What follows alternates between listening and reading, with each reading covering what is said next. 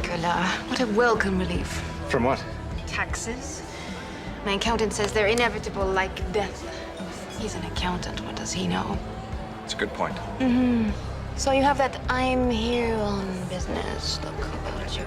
Welcome back, friends. Welcome back. It's time for another episode, a Forever Night episode.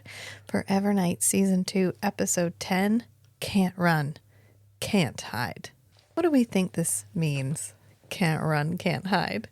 Something from your past will eventually catch up with you. Yeah, you don't think it's literally As like Cohen says. if a vampire is hunting you, you can't run away and you can't effectively hide?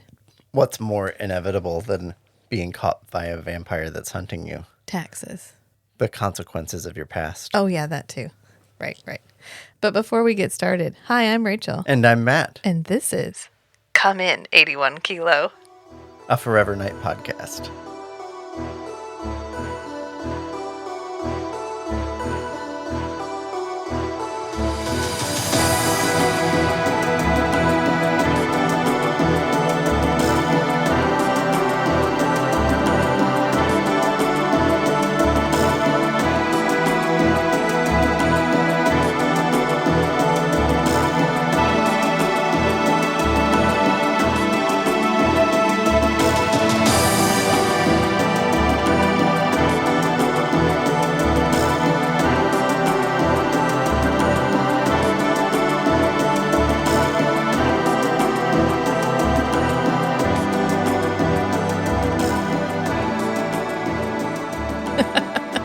Love it.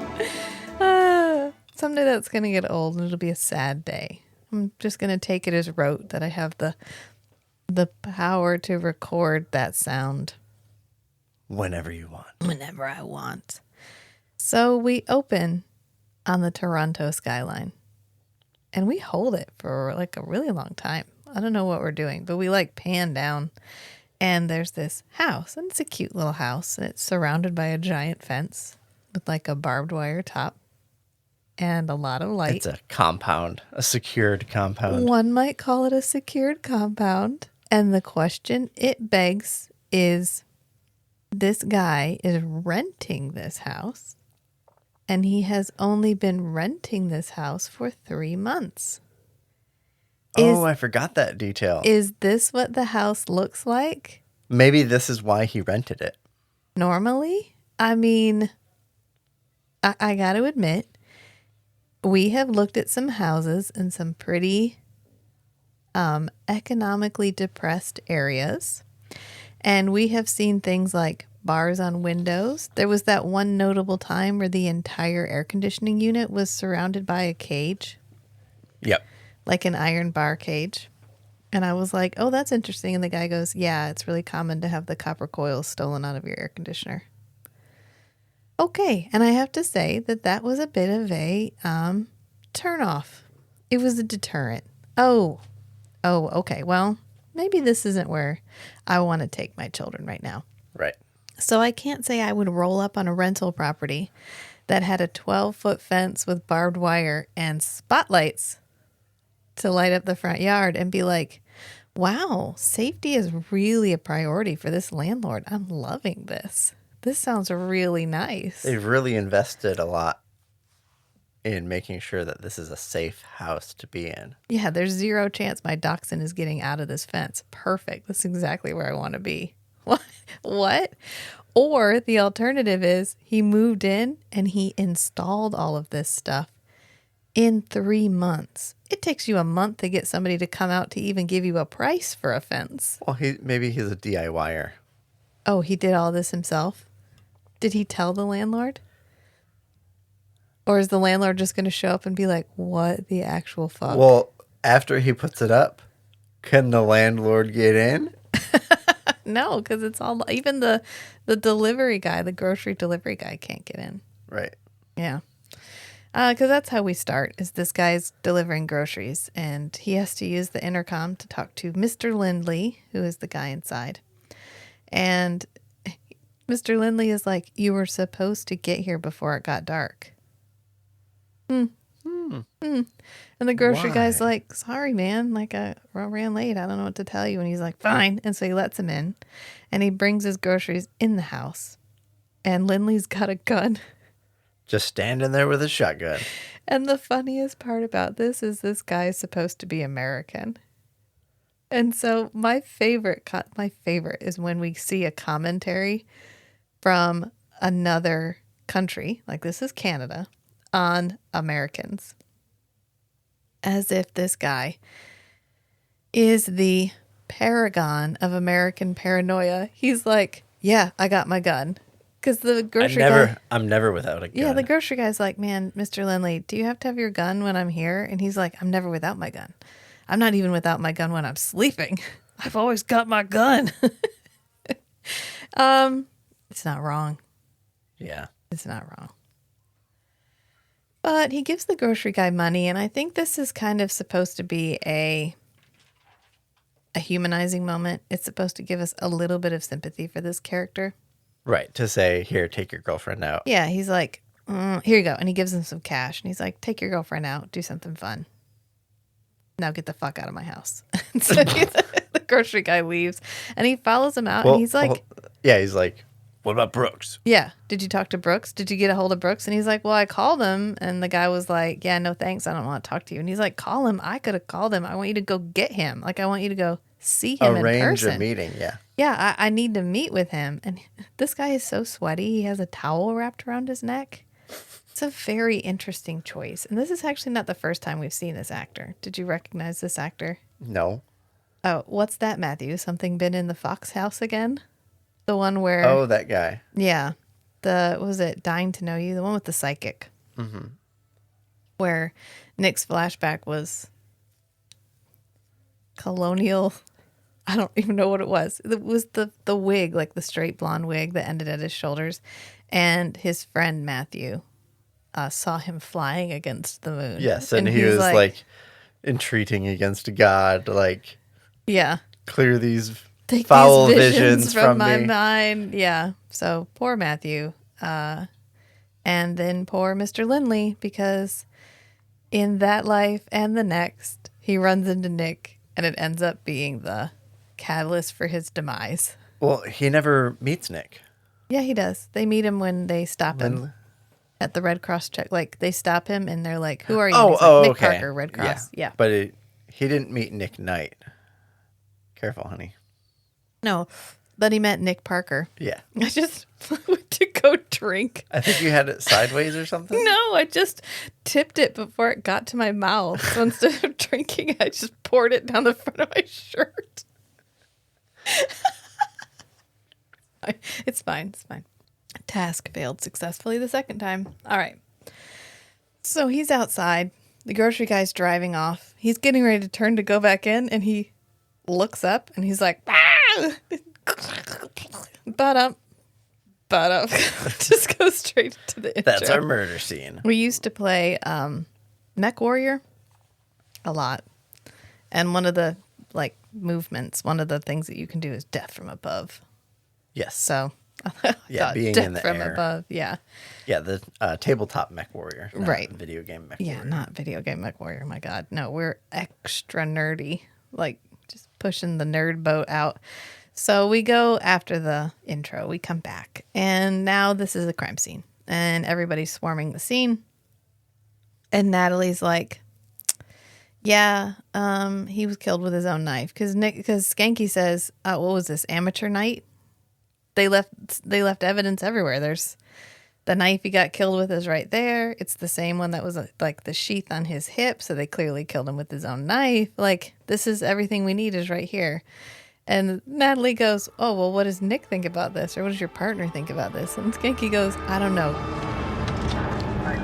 Well, he'll tell us more downtown. Man, oh man, this is amateur night. Beg your pardon. Not you, Natalie. The perp. He left everything but his business card. You might notice that this fits neatly into the empty sheath on the victim's hip. So he was killed with his own knife. Question is why? Someone who's after money and guns takes money and guns, right? Right. Well, this guy was armed to the teeth. He didn't even get a shot off. I mean, whoever whacked him, they hit him quick and they hit him hard. Well, I'll go check it for prints. And by the way, what does your partner think of all this? I don't know. He's still meditating. Meditating. And he does air quotes, meditating. And then we cut to Nick because Nick's inside the house and he's just staring at this symbol that's drawn on the wall in Sharpie. And Natalie refers to it as a carving later, but this is literally just somebody with a magic marker. Just drew this up on there. And he kind of Skanky walks in to talk to Nick. And as soon as Skanky starts talking, Nick turns slightly away from Nick.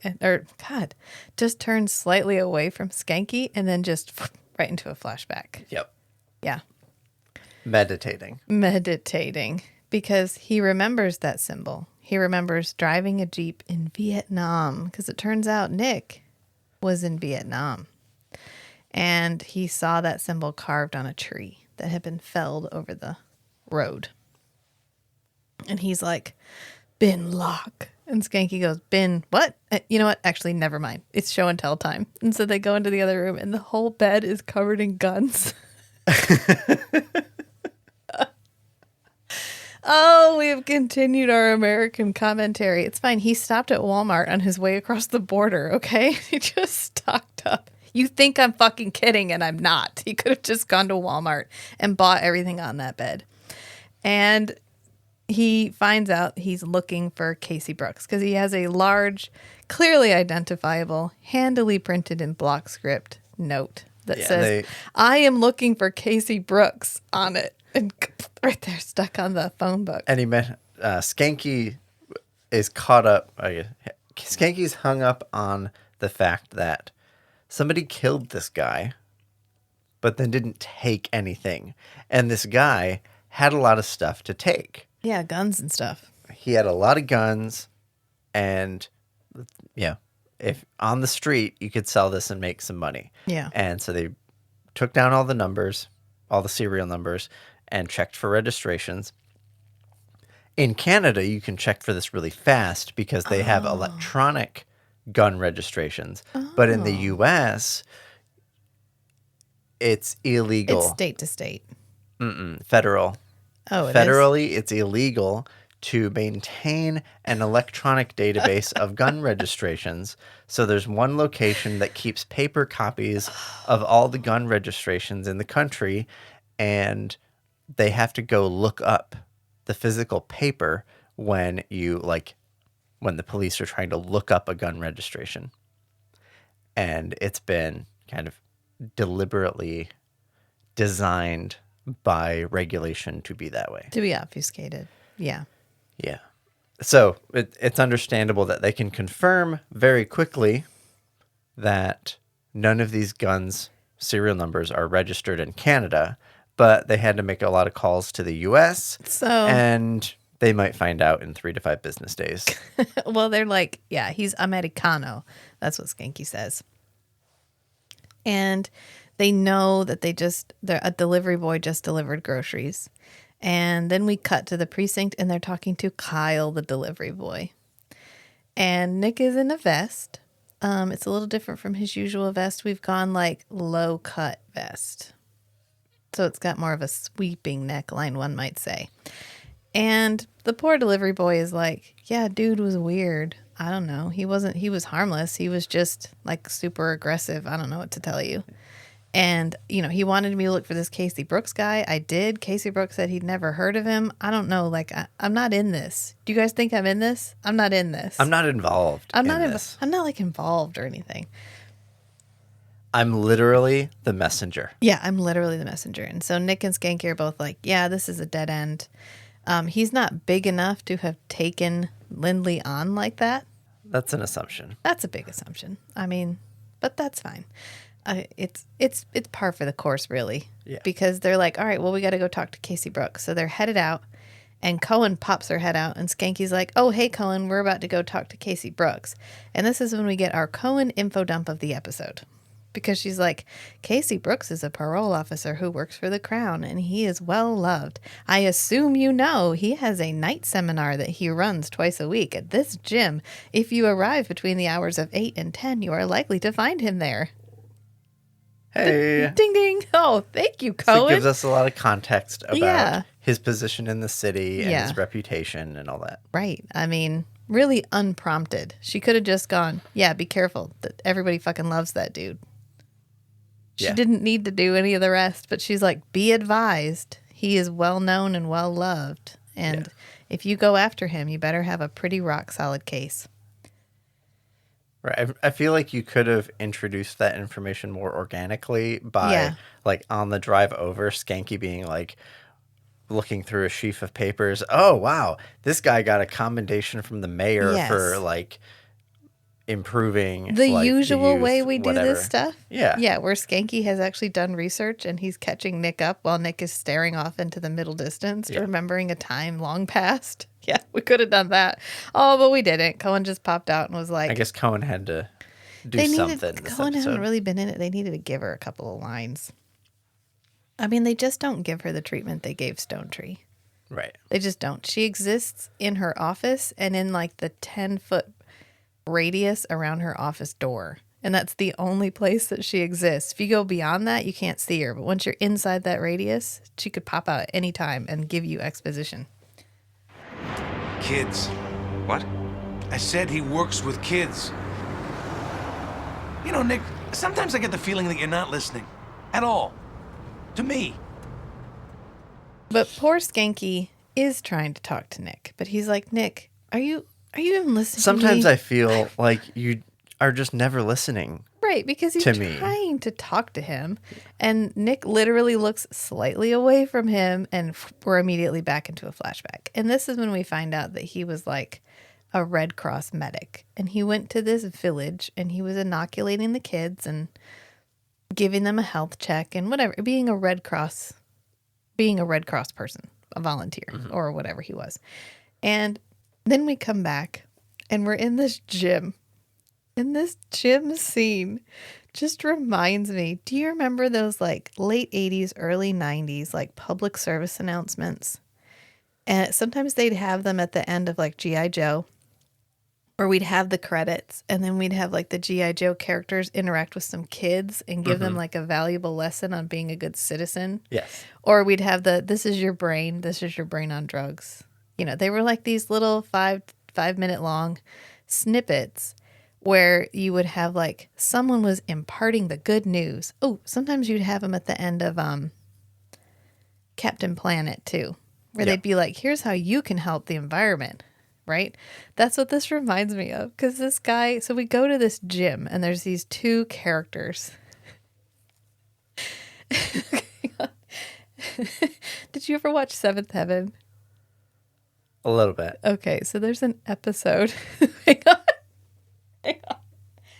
There's an episode where one of the characters is dating this girl and she's in a gang. And she is the love interest from Roswell, like the first Roswell where they're in the teens.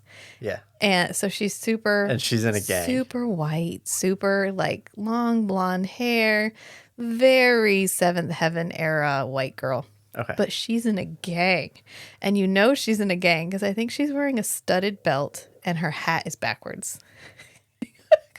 So she's punk? Okay, I'm trying to make it through this, okay? And later they like pull back her mattress and there's gang paraphernalia, but it's like handcuffs and whips and just like the most off the wall, non-gang related shit. And this is what this reminds me of, because these are supposed to be like delinquent children.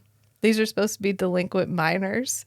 But you know they're delinquent minors because they're wearing like jeans with holes in them and multiple layers of shirts. And I think one of them has on a hat backwards. And they're like, man, Casey's late. I don't have to stay if he's going to be late. And so the girl's like, you know he gets mad at us if we leave. We need to be here. And then Casey rappels down from the ceiling. So Casey rappels down from the ceiling because he was waiting to see who was going to try to leave first so he could impart the moral of the story thing. But he was just above the top of the basketball hoop. They were already looking up to the clock by the ceiling. That is not and that he high. would have been like in their line of sight looking at the clock. It's not that high. He's literally like 15 feet off the ground, and he's been there since they arrived, because it's not like he could have gotten rappelled up to the ceiling without them noticing, which means he's just been hanging like 15 feet off the ground. They had to walk the full length of the gym to get to where they were sitting. There is no way they missed this man. They were all looking at their hanging from the phones ceiling. while they were walking across the No gym. phones. And they're all like, man, Oh, that's Casey's late. And so he like drops the rope and then rappels down, and he's like, I wasn't late. I've been watching you this whole time. And they're like, oh man, Casey. You got us. You got us. And he's like, I was just hanging out up there, not for my health, but so I could see who was going to try to leave. And he's like, and I saw you. I know who tried to leave. And they're all like, oh man, Casey, I get it. You're trying to tell us that when we're out on the street, trouble can drop on us at any time, and we got to be prepared. And he's like, that's right, kids. Okay, given the very shallow content of the message, Casey does a good job delivering it with a straight face. I'll give him credit for that. I couldn't, clearly, because I can barely make it through the scene. But they're just like, you're right, Case. You know what you're talking about. We're going to mend our ways. And he's like, that's right. And you wait for him to give like a thumbs up to the camera. Like, that's right. how you talk to teenagers. But then the police arrive. And he's like, this better not be about any of you. And they're all like, man, Casey, it wouldn't be about us. We've got you as our great role model. And he's like, that's right. And he goes over and talks to the police. And after that weird interlude, which I think it's just supposed to establish that, like, he's a cool dude. He's trying really hard to Yeah. improve these kids' lives. He can relate to the youths. He can talk to the children in a way they understand. And even Nick is like, it's some nice rappel gear. Where'd you pick it up? And he's like, oh, here and there. Along the way. And they hand him this photo, which is clearly a crime scene photo. And they're like, sorry, we don't have another photo, but do you know this guy? And Casey clearly knows this man. He's like, nope, I don't know that guy at all. I just don't like to see that much blood. I just don't like to see that much blood. Nick's like, heard, got you. And he hands them back the photograph, and he's like, listen, I don't know. I talk to a lot of crazy people every day, and I really didn't need to add one more. You know what I'm saying? So I'm going to go back over there and talk to those kids because I've got them primed. We're about to go talk about drugs. I'm going to crack an egg in a pan. It's going to be some fucking wild shit going on. Okay? You know what I'm talking about? And so he goes to leave, and Skanky's like, he knows we know he's full of shit, right? And Nick's like, yeah, but we got his prints on the photograph, so who cares? It's fine. We're going to go run these. Mission successful. He's like, I bet these match the prints on the knife, and if they do, I owe you breakfast. And Skanky's like, wow, that's one for the record books. But poor Casey wraps up his twice weekly night seminar where he sets these kids on the right path, and he goes into what looks like a dance studio. He's like locking up whatever Yeah. community center he's in, and yeah, he's in a room. Yeah. It's like a ballet room. He grabs the rail, and there's a mirror in front of him. Right, because he has a PTSD flashback. And we find out he was also in Vietnam. How about And that? some shit went down. We don't have context for it yet, but we know he's definitely related. And we go back and talk to Natalie, because Natalie has continued her autopsy on Lindley. And she's like, yeah, he had buckshot in his butt. And He has a lot of old wounds. yeah, suggestive of buckshot or whatever. And she's like, yeah, his neck wound is long and jagged. And Skanky's like, what does that mean? She says, because that means the skin was taut when the wound was inflicted. And Nick's like, it means he was looking up. And Skanky's like, well, you could rappel out of a tree. So he was killed with his own knife, but he was still looking up when the killer sliced him with the knife. Maybe he did like a land, grab the knife, fly back up, and then slashed his throat. It was kind of like a bounce, you know? You like, Or he actually had his own knife, but then he just used Lindley's knife to do more stuff and then put it back. no, because I don't even know. You know what? We're not going to know. It's fine. It's fine. But we find out Lindley had that same tattoo that was on the wall. This is where Natalie calls it a carving. And Nick is again like, been luck. What, Nick? He's Huh? like, nothing. What? Nothing. I forgot to lock the car. But he does. He slips back into a flashback. And these flashbacks feel like, what was the episode where he was, was it False Witness, where it just kept derailing him and everybody kept asking him to come back because his flashbacks were so intense. He was literally drifting off visibly. Yeah. That's what this feels like again, because he gets pulled back into another flashback. And this is the one where he meets Casey, a.k.a. Lieutenant Drake. In the past. In the past. Because he, as a Red Cross volunteer, is driving his little Jeep, and he gets stopped by a small group of soldiers. And they search his car. They're not particularly nice. He tells them his name is Nick Parker. He was just up the road at the They're village. skeptical. Yeah, and they're like, we heard there's a contingent of VC up there. Did you see any VC? He was like, I saw some sick kids. I don't know what you're talking about. He was like, it seemed clean to me. And Lieutenant Drake's like, what the fuck you know? I mean, fair. Yeah. Nick's like, oh, I would have smelled the gunpowder. I'm like really highly attuned to that shit. But Nick is headed off to go find someplace dark and shady for the day. And they are apparently headed to the village to figure out what's going on. And Lieutenant Drake tells them they're the cleanup crew. Because they clean up the VC. Yeah. And then when we come back to the present, Nick has like folded forward over Lindley's feet because he's like leaning forward. Natalie comes over and tilts her head down to be able to look at him. And she's like, Nick, you good? You cool, Nick? And Nick's like, yep, I'm fine. I'm fine. And then we cut back to Casey because Casey has to have his flashback. We've got two flashbacks going on here. We've got Casey's sort of PTSD flashback where we're getting his point of view, and then we have Nick's point of view flashbacks. And in this one, we remember when they went and started cleaning the village. Quote, unquote, cleaning the village. Phase 1 of cleaning the village. Yeah, and I was thinking while we were watching this, is this the kind of plotline we could have in an episode now on television? Like watching soldiers kill innocent people in a village during an actual war. Not a fantasy setting, but like Vietnam happened. I don't think it would be like... I mean, we had like Band of Brothers. Overly... it wouldn't be like offensive, I think, to include this kind of plot line in a modern show. I mean, we had Band of Brothers. We still get like Hacksaw Ridge and some other more like war movies. I think maybe just because thematically this isn't something we talk about ever really on this show, it feels very like, wow, we went hard with this because we're we're shooting women and children. War crimes, yeah. We're burning down houses. We shoot that guy that played on Earth Final Conflict.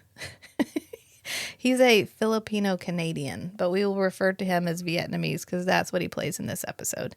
And I knew when the first time I watched this, I'd already watched Earth Final Conflict. And so I was like, oh, that guy. And so I was not surprised when he pops back up. He's too important of a character to just get killed off. I know that actor. Oh, he's going to be significant. Then we come back to the present because they're trying to get the fingerprints run so they have a reason to go arrest Casey because they've tipped Casey off and Nick has every reason to suspect that Casey is now going to try to flee. Try to run away before he can get arrested. And Nick knows. Yeah, for Nick's sure. Like, I've seen this guy. I know this guy is related to Lindley. I have a feeling he probably killed him. But when Skanky asks, how do you, where is this information coming from that Casey's actually involved in this? Yeah. And he really should have said, Intuition. Skanky. 3 words, Skanky. Intuition. He's But like, no, he says- experience. I felt it in my vest. I can feel it in my jellies. Yeah, in my jellies. No, it was in his vest, obviously. His vest was tingling, and he knew that there was some shit up. Also, he remembers Drake. Yeah. So, but poor Skanky gets dragged along again because the computers are down. He's like, sorry, it's going to take till like the 29th century to get the computers working again. So I guess we're out of luck. And Nick's like, nope, we're going to go arrest Casey right now. And Skanky's like, what? I'm sorry, what? And he's like, come on, Skanky, get in the car. He's running away right now. We got to get him before he gets away. Cohen pops out and he's like, she's like, where are you guys going? What's up? And Nick literally says, sorry, Captain, we got a siren call. And he just runs out. And Skanky's like, I don't know. I think we're going to go arrest Casey Brooks. And she's like, do you have anything on Casey Brooks? And he's like, I don't know that either. And they just run out the door. I know what he's capable of. Well, we won't get the fingerprint results until the computers come back up, which will be sometime in the 29th century. So, you won't buy me breakfast, you will buy me lunch, which will be a much anticipated historic event. We can't wait that long. Let's go. Go. Go where? Another hour and Brooks will be across the border. Yeah, but we can't even put him at the scene of the crime. We have to arrest him. Yeah, we can't prove anything, Nick. Skank, trust me. Night, Skanky. Sorry, Captain, we're on a siren. Skanky, where's he going? We're gonna pick up Casey Brooks. The prince come back? No, there was a delay. Nick, that doesn't feel we can wait. Can you make a case? I have no idea. Nick, wait. Poor Skanky. Poor Skanky. I mean, I think Skanky wants to follow procedure. He wants to be a good cop. He's always the one who's actually writing these things up. How does he write this up? Right. And there's probably enough justification for them to say, let's go to Casey's house and we'll knock on the door and see what he says. Yeah. And so Skanky's like, he's going to be wearing his pajamas. We're just going to he's going to be interrupt his watching the late evening. night show, like wearing his pajamas. We're just going to walk in on this dude doing fuck all. And Nick's like, that's a risk I'm willing to take. Nah, Skanky." he's a flight risk. Yeah, he's a flight risk. We got to go. And I have to imagine Skanky is having forward into the past flashbacks. When Nick went rogue and did things like called him from an alley and told him there was a guy in his trunk. Could he come and get him?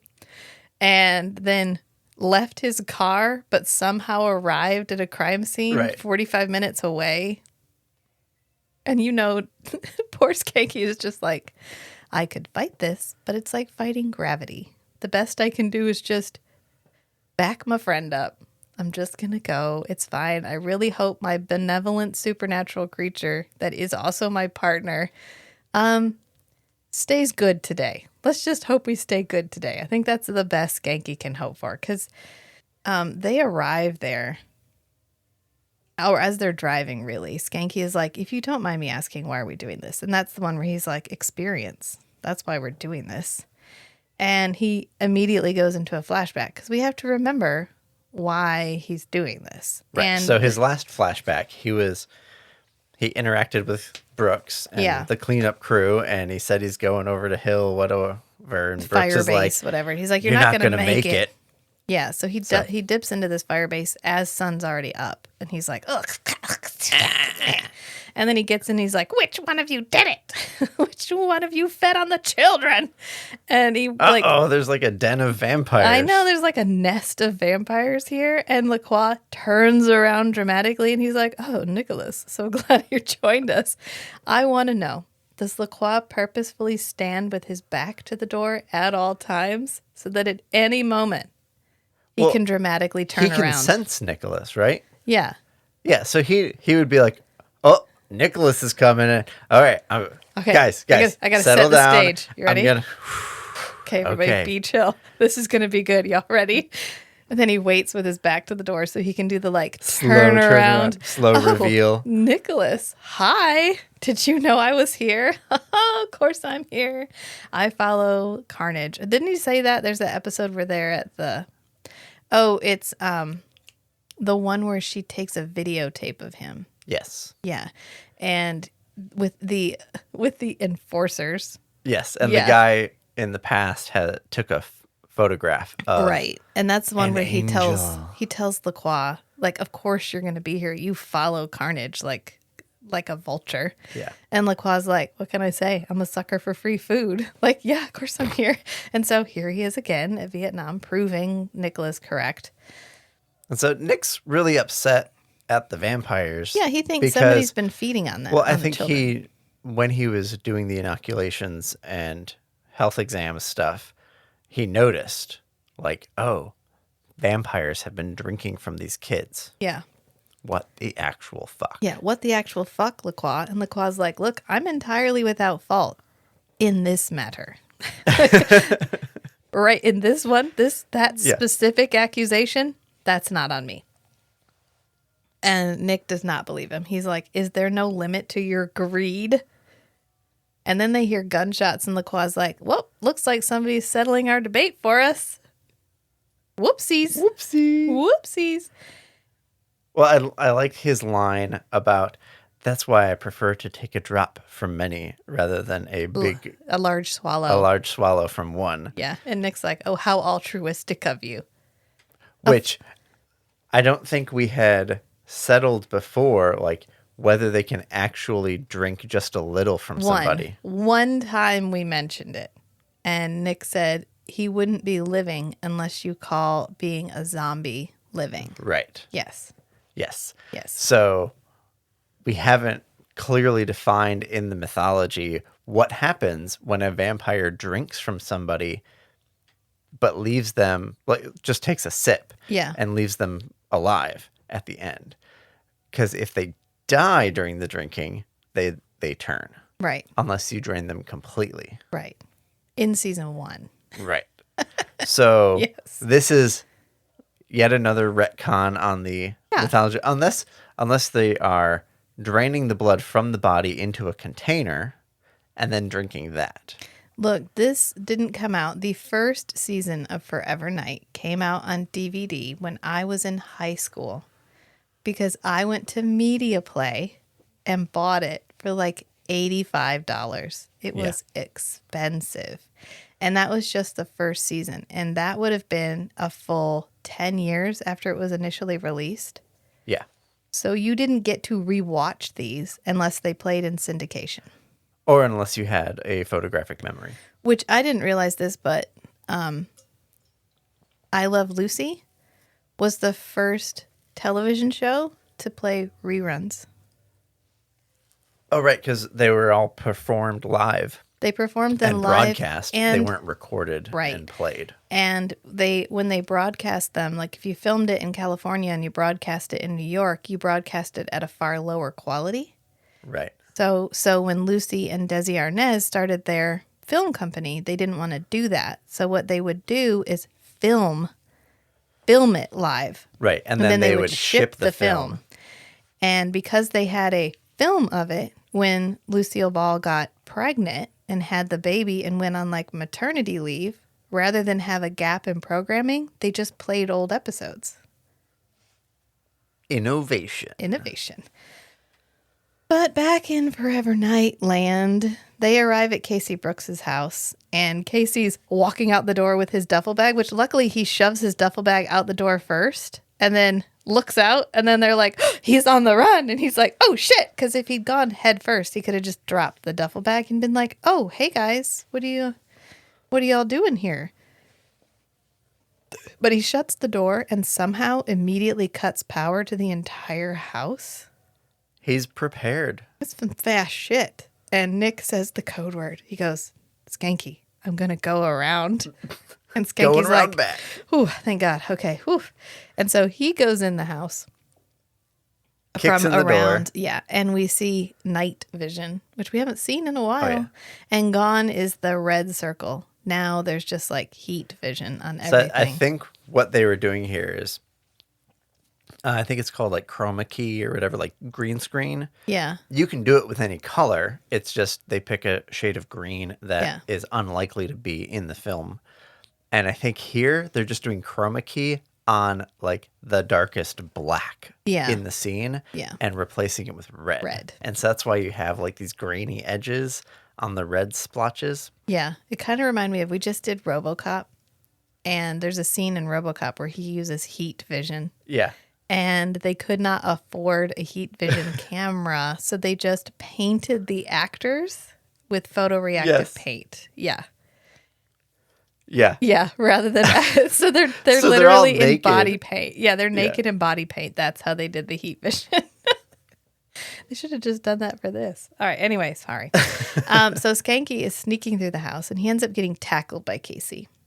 And Nick is like, Skanky, you okay? And he's like, yeah, go. Just go get him. And so Nick runs out to this balcony, and we see him drop off the balcony and then pop up in front Immediately of. pop up. So two things. If this is Nick performing this as a vampire, so let's keep this in character for a second. He literally jumps off and then Swooshes horizontally along the ground. pulls like a Miyazaki and just flies like 2 inches off the ground and then pops up in front of him. Yeah. And I like in Spirited Away when they do the flying along the ground. Alternatively, this is a stunt double jumping off the balcony, which means that Gare is crouched right in front of Casey and has to like pop up. Yeah. Because they didn't want to do like a blur effect or whatever. I mean, it's a cool scene. It works. It's cool. And it works. I like it better than him flying off the balcony and tackling Casey. Like, it's just like the scene where I think it's in this episode, right, where he does something similar. He just pops up. oh yeah, later at the airplane. At the airport. No, beforehand. It's when he goes to see Jeanette. Oh. And he just pops in from the side. Yeah, that sounds about right. All right, so right after he does the swoop down stand up, he tears his sleeve, which is a good thing it was that sleeve and he didn't have to like. He tears Brooke sleeves. Yes, he tears Casey Brooks's sleeve in order to find the tattoo. And he's really lucky it's on his upper arm where he tears it and not on the other arm, on the lower arm, on his back, Right. his shoulder. It's a really good guess. Let's put it that way. I guess maybe because that's where it was on Lindley. Yeah, and that's where you would put like your patch on your uniform. Yeah. And so it's kind of the cleanup crew is who I am as a person. Yeah, that's not just in my uniform. right. So they go back to the precinct and they've somehow figured out that all of his identity paperwork is fake. Fake passport, fake credit history, fake everything. Except that picture. The picture of everyone in his unit. And they blew up the insignia on the badge. And they talked to the Pentagon. Already, wow. And got an immediate response from the Pentagon about how he was in this specific crew that was accused of murdering a bunch of innocent people in this village in Vietnam. And he was court-martialed. And all of his men testified against him. And Nick's like, that kind of sounds like motive. Because everyone who was in Bin Lok is dead.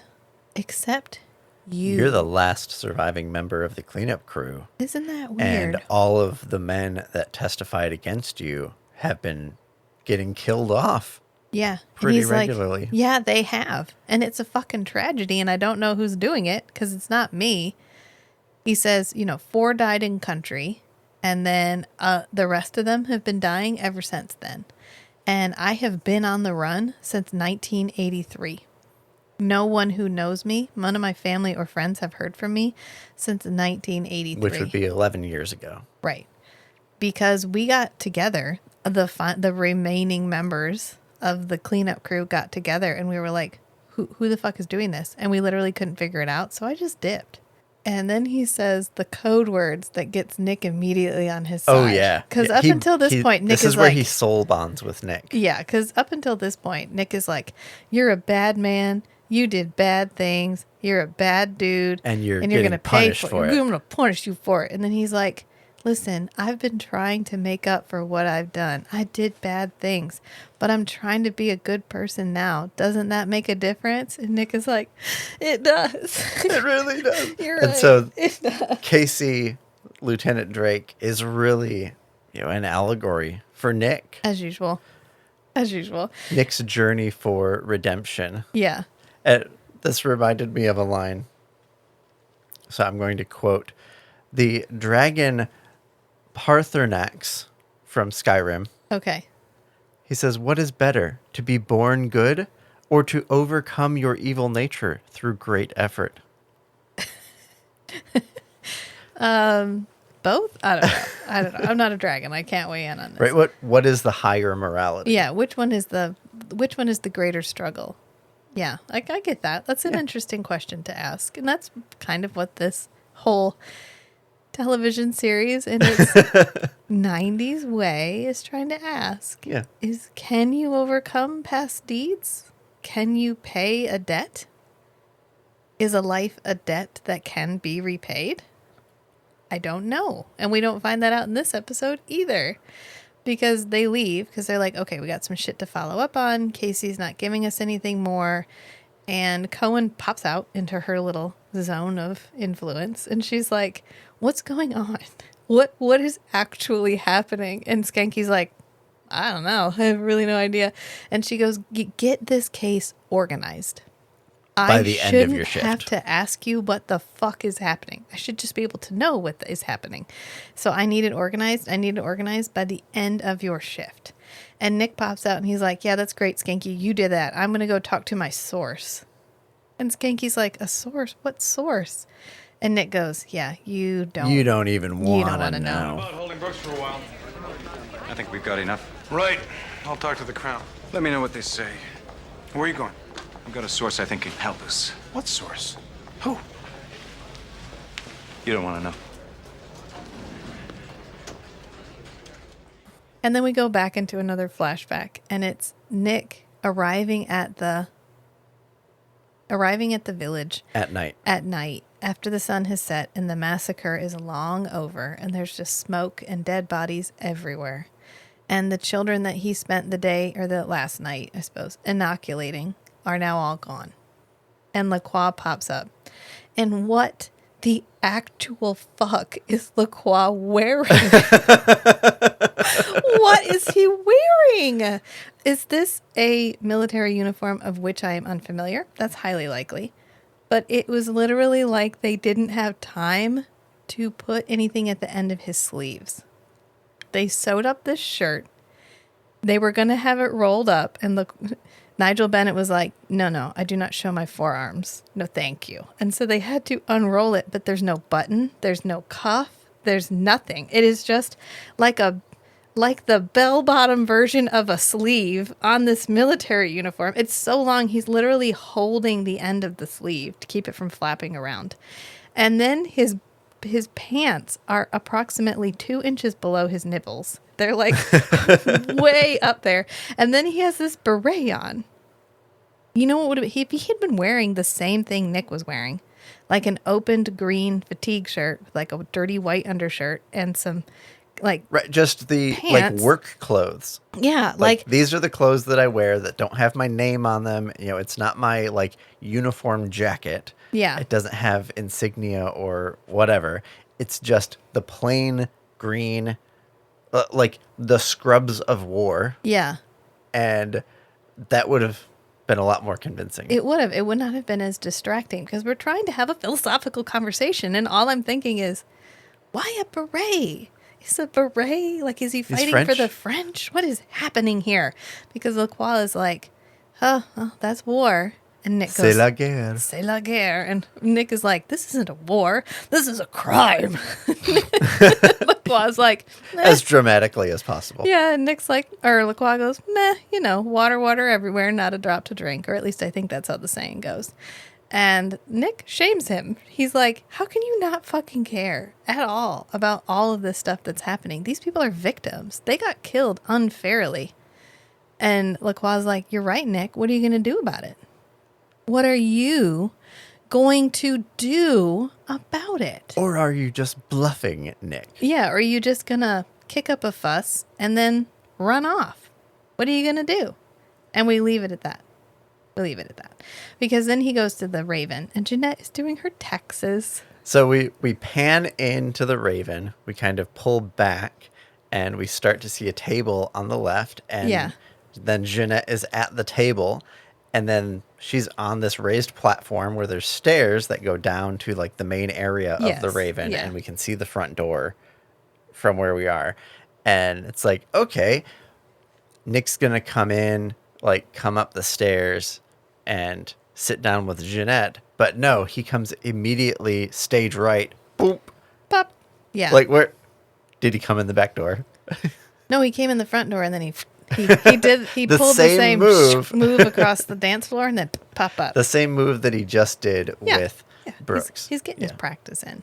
But this is such a sweet little scene. We haven't Yeah. had a fun, just little. Yeah, there's a nice casual chemistry here. Yeah, Reminiscent of season we kind of 1. left the fuck me energy in season 1, Yeah. and this was a little bit of like a, hey guys, we haven't forgotten they were together. We maybe moved to another network where we can't do as much of the heavy. Yeah, it was probably like a implication. producer. Yeah, Like, but she's like, I'm doing my taxes. My accountant says they're inevitable, like death. But he's an accountant. What does he know? And they have a sweet moment. He's like, did, anybody from overseas come? She's like, I don't know. There's always rumors. Who knows?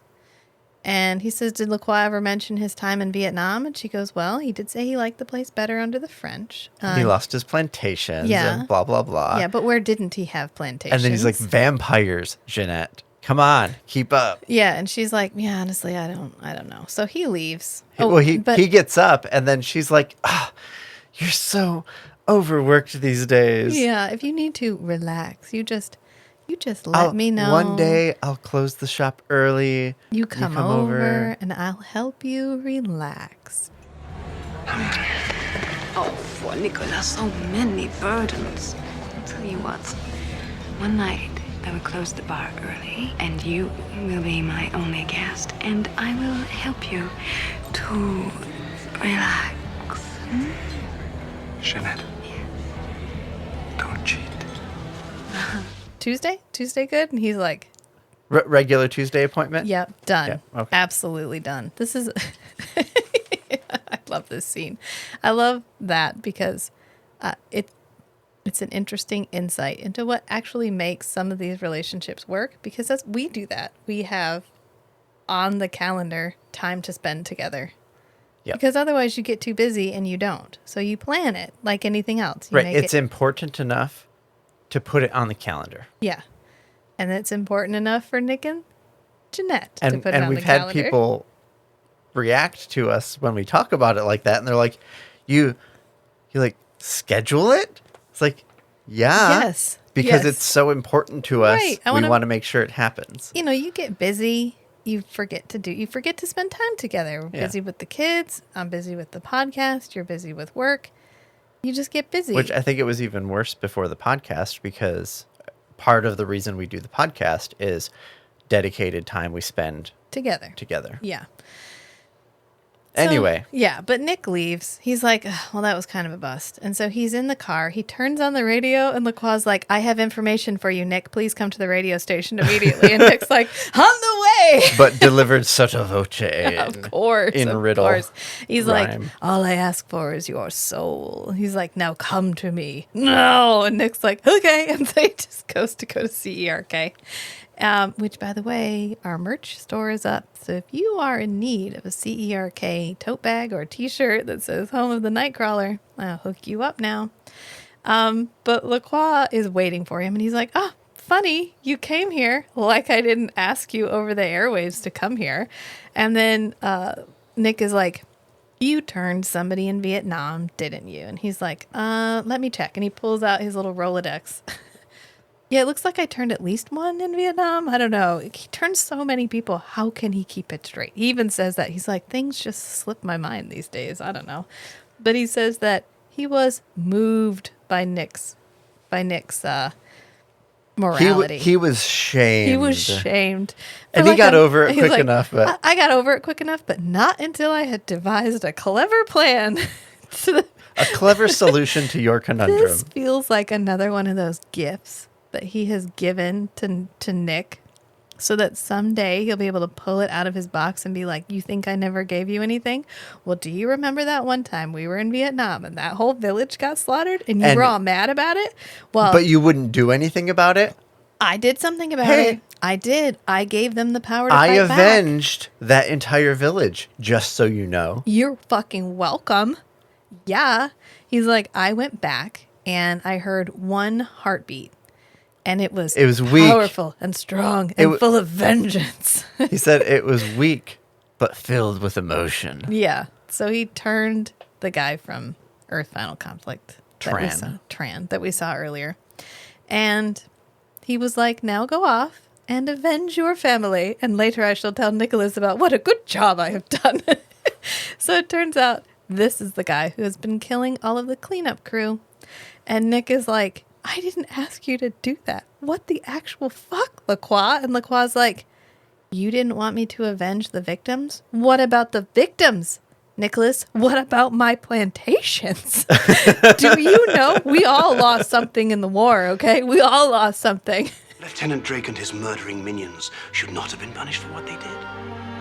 Why, Nicholas? No justice for the wronged? No vengeance? What about the victims of his ill-conceived crusade? What about my plantations? Drake was caught. Nick is like, you are so... I can't even deal with you right now. And so he ends up leaving. And he gets a call from Skanky as he's leaving. And he's like, listen, sorry, we lost Casey Brooks. Like, he talked to the Crown. Oh, yeah, they let him out. Yeah, he said he was afraid for his life, and so they let him go. And, but before he leaves, this is my... So Lacroix is... I love Lacroix because he is usually the one to state the theme of the episode. And absolutely the theme of this episode is, if I can get people to forgive Casey for what he did, I can be forgiven for what I did. And Lacroix calls him out on it. He's like, oh, I see how this is going. Think you're getting on Casey's side now. Yeah, you think if you can get Casey, if you can have people see Casey as forgiven, then they'll see you as forgiven too. And Nick's like, this is not about me. And Lacroix goes, it is always about you. Or can it be that if Drake can be forgiven for his sins, then it follows that you can be forgiven for yours? How perfectly convenient your logic is. How perfectly self-serving. It isn't about me. It's always about you. About you and your eternal struggle to manage your guilt. And he's right. He's so right.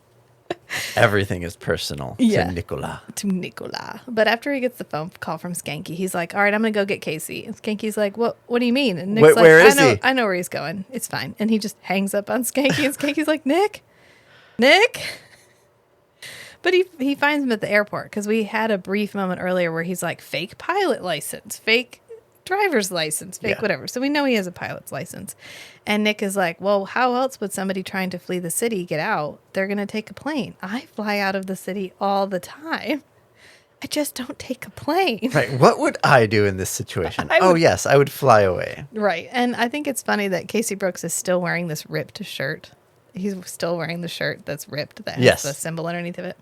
Well, and he immediately got taken to the police station, and then after he got out of the police station, he immediately came here. Right. So he hasn't had time to... But he has his duffel bag. No, I think his duffel bag got left behind. He puts his duffel bag in the back seat of the plane. Oh, that's right. He has a change of clothes. Why is he not... He just doesn't. I don't know. Whatever. I don't know. But Nick shows up, and Nick is like, you can't leave. And Casey's like, yeah, and Nick goes, nuh-uh. And he goes, yeah, and he goes, nuh-uh. And then Nick is finally like, fine, here you go. And he hands him a wrapped parcel, which it turns out is a cross. And Casey is like, What is this? What is this? He's like, go get religion. No, he doesn't say that. This is when the vampire guy shows up, and he is so fabulous. I lost it. What is he using for shampoo? It reminds me of those commercials that are like women with 15 hair products, and they're like trying to get their hair untangled, and it's like men who used Dial soap for their entire body, and it's like just this luxurious silken locks. Yes, with the narrow 90s sunglasses, like the tiny little, just the size of your eye sunglasses. And then he's wearing like a flowing robe thing that has one button, and it buttons underneath of his neck. And he's just like, I don't think so, Lieutenant. Nick is like, And just struts into the hangar. damn, his coat is fabulous. He's just, now we must fight. So then we get some vampire and vampire action because Nick is like, you can't get to him if I choke you first, even though we don't breathe. And so then they fight each other for a while. And it gets ended because Casey shoots into the air. Okay, so one of the things that occurred to me here is Tran's fangs are a lot longer than Nick's. A lot of times, the secondary vampire characters is. I think it's because Nick's, he has to speak in them so often. Right. Yeah. Right, but I was wondering if it's like men just are endowed with a certain size. You've already made based this joke. on your biology. You've already made this Oh, I joke. have? Yes. You made this joke on the Enforcer episode. And you Oh, because they had such huge fangs. Because the one guy had like tusks. And I made a joke about how some vampires just have girth. They're just well endowed. Well endowed. I feel like this is a thing where you don't want to be the one with extra long fangs. Right, because it's so... You want to be able to close your mouth. It's so visible. Have a chat.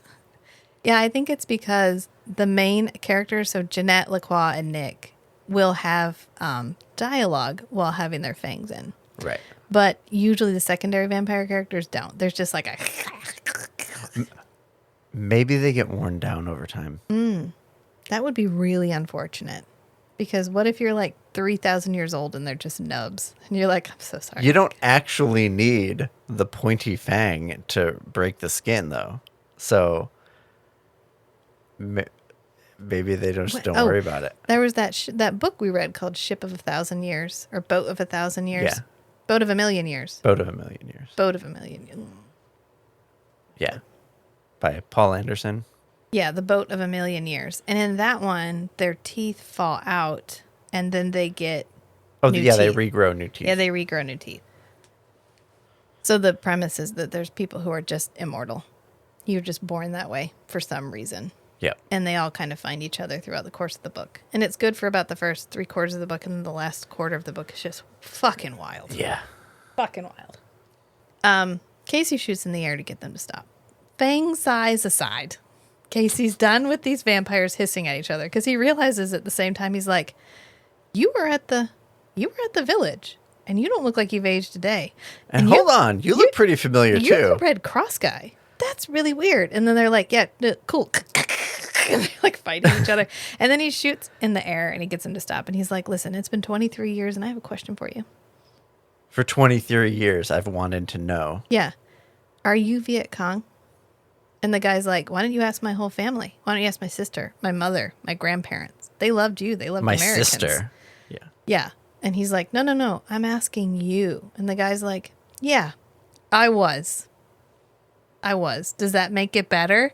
And Casey's like, nope. And then... He says, for what it's worth, I'm sorry. Yeah. I'm sorry. And then he shoots himself. It's been a while since we've resorted to this. And so we had to get a couple in all at once because he kills himself. And then our mystery vampire, Tran, thanks Nick for trying to help his village. He's like, I listen. think we all remembered what you tried to do for us. You were a good dude. I didn't do this to hurt anybody except the people that hurt my family. And now that I'm done doing that, I'm done. So I've got one task left to do.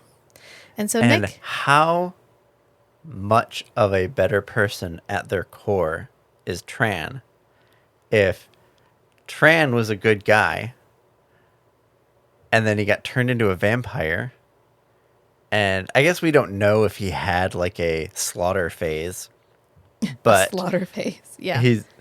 It's only been 23 years. Yeah.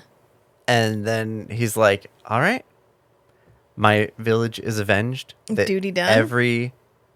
Every killer from Bin Lok has been killed. Yeah. I'm done. I'm done. So I'm ready to go. Yeah. Whereas Nick. This is a question that often comes up in these ethical vampire stories where you have a character that is atoning for past sins while being a vampire, while very likely to fall back into old habits and harm people again. Mm-hmm. Is not the absolute best way to prevent yourself from harming anyone else is to remove yourself from the situation. Right. You are immortal. Time will not remove you from the situation. So the one thing about being a vampire is you have to die violently. You have to die intentionally. So why don't you just do what Tran does, open the air hangar door and let yourself burn? Well, Nick's reasoning for this, we're going to tackle in like 2 episodes. So we're not far off from it. Okay. Where he's like, why don't I? What's stopping me?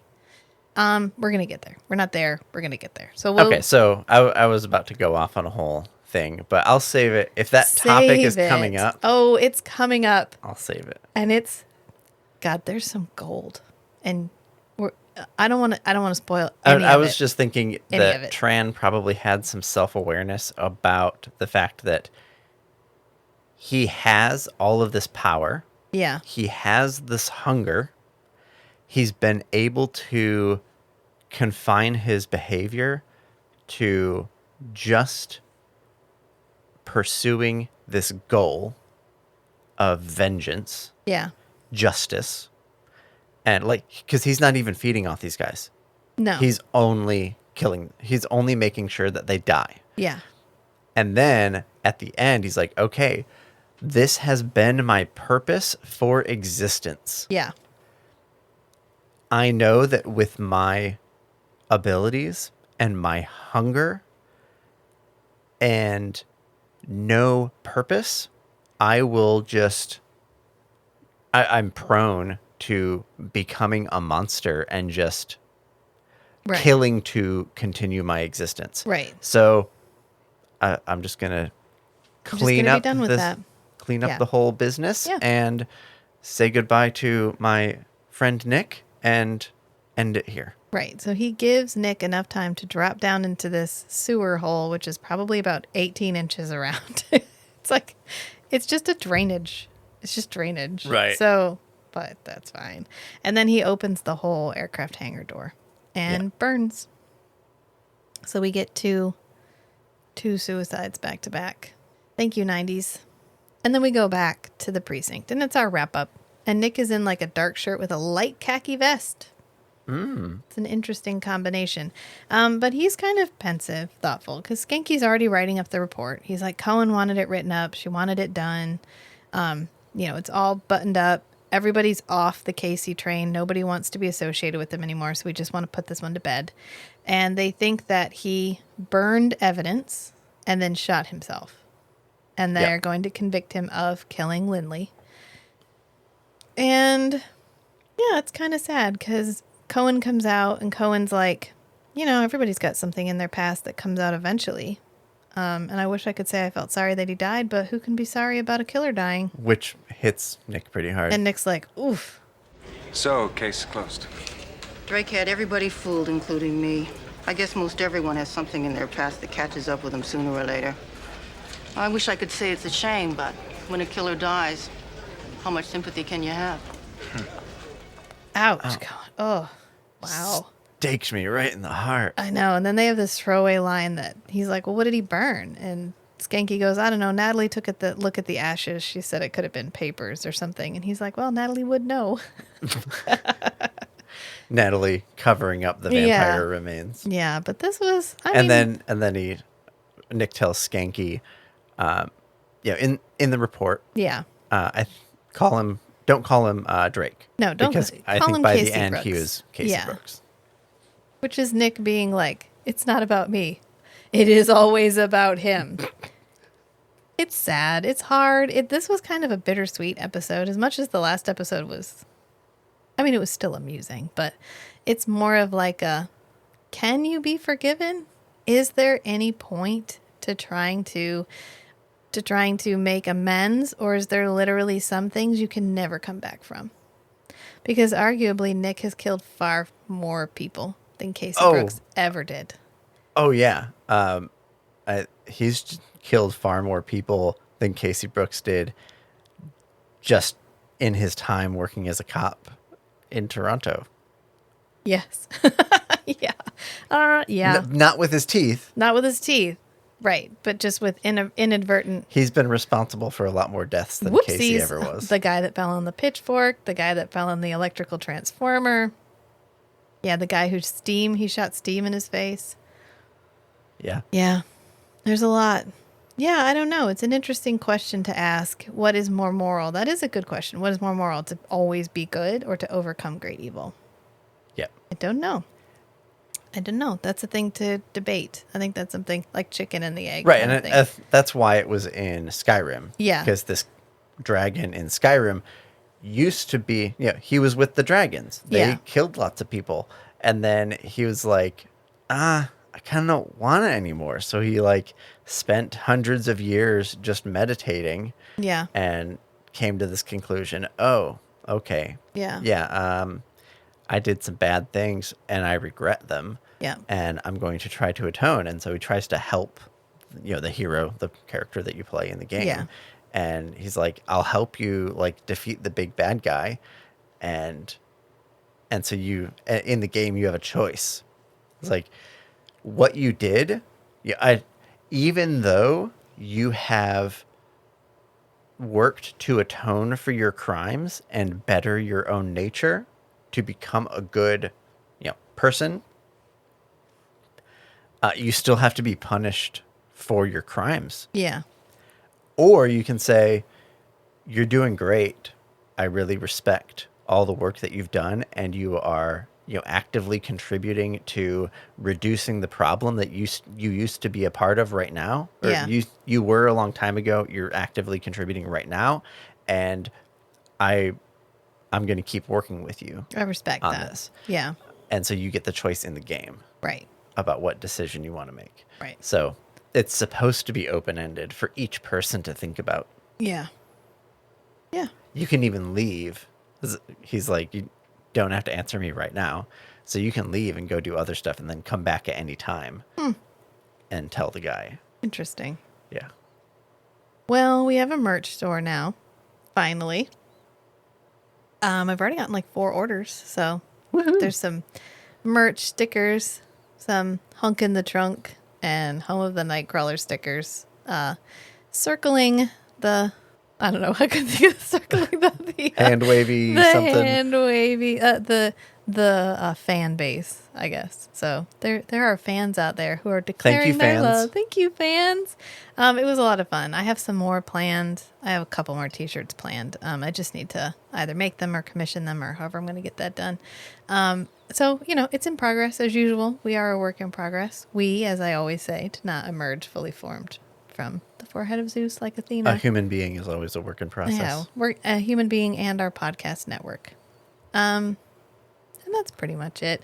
We're on Instagram as usual. I don't say it as often. I'm thinking about, for the month of August, re-uploading all of my old fan fiction to the Patreon website.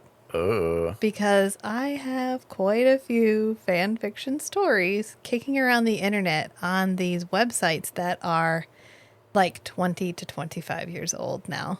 And it makes me think things like, oh crap, I don't have that file anymore. I don't have the computer anymore. That computer wasn't even connected to the internet. Like, I can't go get it. I need to save these somewhere for posterity. So if anyone is wildly interested in finding out what 16, 17, and 18-year-old Rachel wrote about Forever Night, and some crossovers with various different properties, I'm going to be uploading those. And I haven't decided yet if I'm going to make them public or if you have to pay like $1 for access to them or not. They're out there for free right now if you can find them, which good luck. I was able to find them. Well, that you found my GeoCities site. I found some of your other stuff too. Did you? I think so, yeah. Oh, okay. Well, I have stuff in lots of different places. And this, I was thinking about this when AO3 went down. Okay. Yeah, AO3. And I thought, dang, I didn't even put anything. I predate archive of our own. So my stuff's not on there. And I thought, dang, I really maybe need to gather all my stuff. So I think I'll be working on that. So if you're interested in that, do find us on the Patreon. There's always a link in the show notes. There's a link to everything in the show notes. We do still have our submission form. I don't talk about it as much anymore, but if you want to tell us something to watch, a movie or whatever, feel free to send that to us. We can put it up on any relevant podcast. It doesn't have to be for this podcast. It can be for any one of ours on the network. Did you have anything you wanted to add? Nope. I think we're good. So remember, sometimes the strangest things are the most beautiful too. So be who you are and love what you love. I just remembered we don't do this sign off on this podcast. Yeah. We've got too many podcasts. Not possible. All right. Until next time, friends. Bye. Bye.